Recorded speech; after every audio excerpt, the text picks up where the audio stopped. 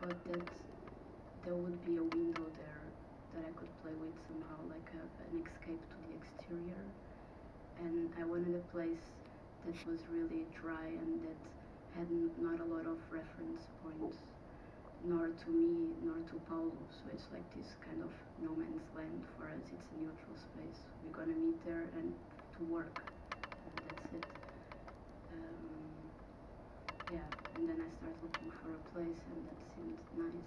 It's an old palace in Lisbon, but you can't really tell what it is, or where it is located.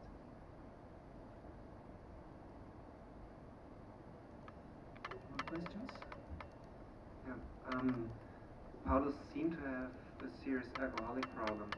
Was he consistent in what he told you, or was he making up a lot of stuff, contradicting himself and trying to be the hero of his own story?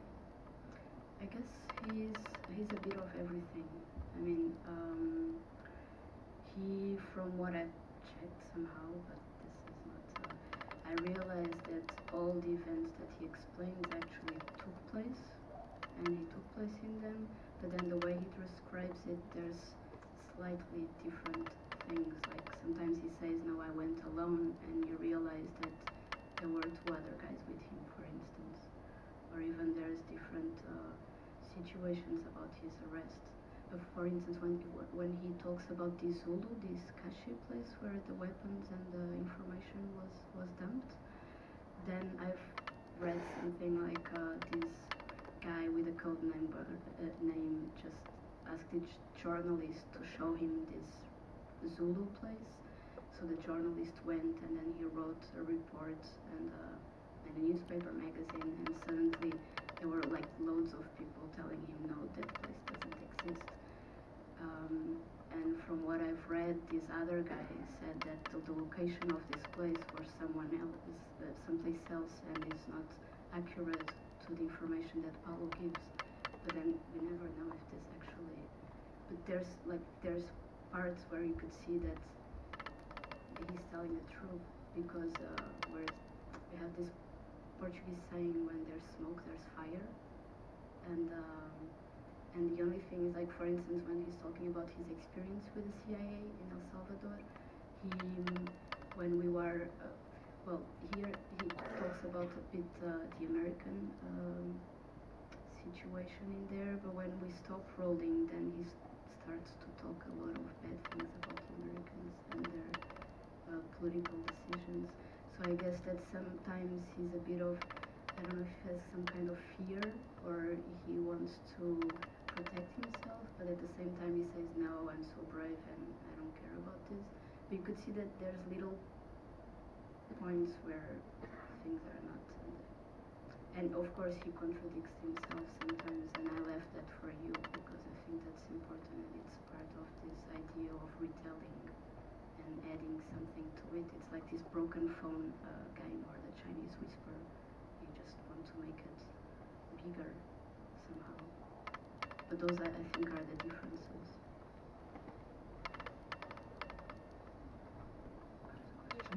Yeah.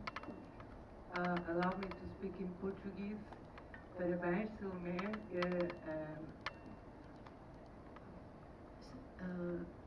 Congratulations, Salomé. Yes. Let's keep the Portuguese words for the two of us. Okay, sorry.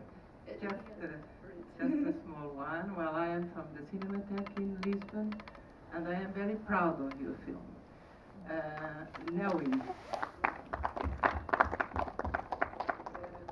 I hope that we can show it very soon at the Cinemateca Portuguesa and have a discussion there.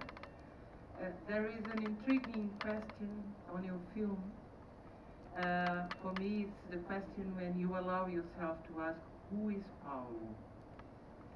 Well, that for me was the less interesting of everything, because what you show us a character that you picked up, you had the chance to know about his true or not true, very dramatic life. But did you trace about his family? Did you trace about Fausto Figueiredo, his grandfather? Did you confirm that? Because that is an important fact. Yeah, I did in a way that, you know, when you're working with somebody, I was tempted like to go to the military archive, but I felt that I shouldn't do that because I know him. Of course I have my doubts, but I can't really chase him on his back and try to realize if he's telling me the right things.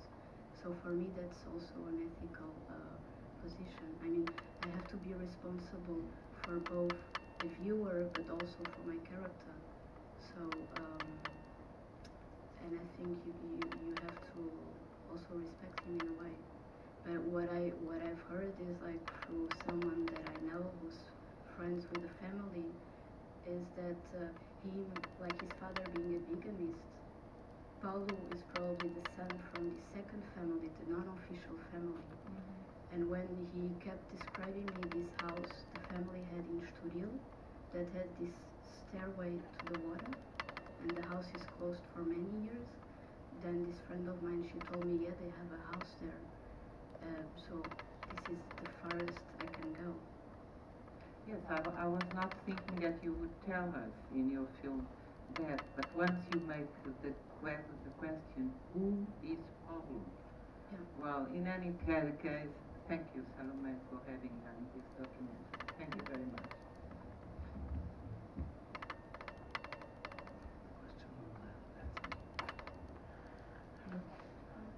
I was interested about your relationship to Paulo and how it changed during the shooting process. Yeah, as I told you, for the film, I should I not. wasn't there, sorry. For the film, I should not judge him.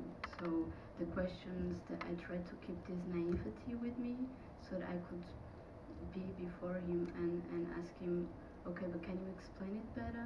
And can you describe that person?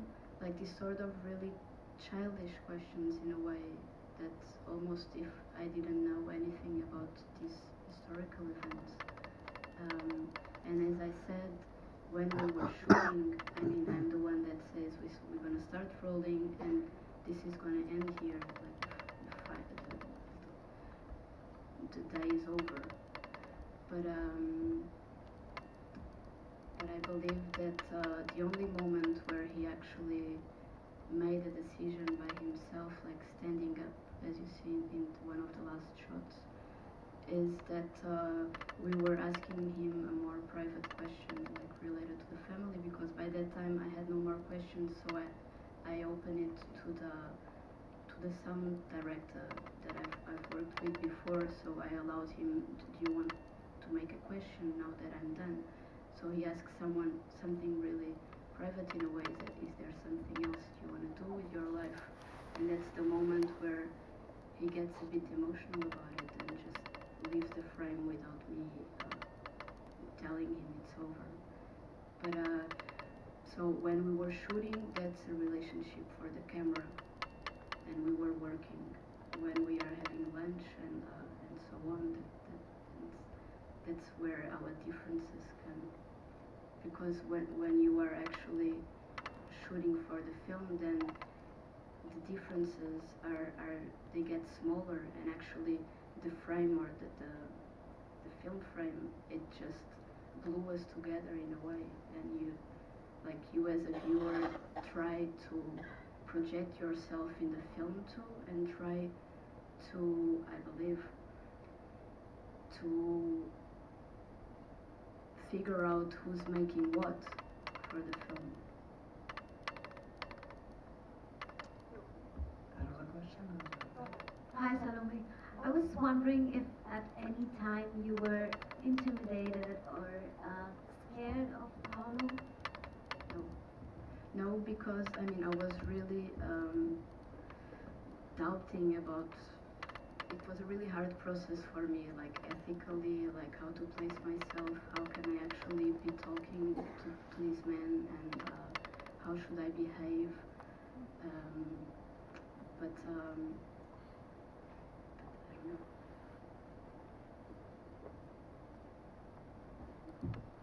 know. Parabéns, Salomé.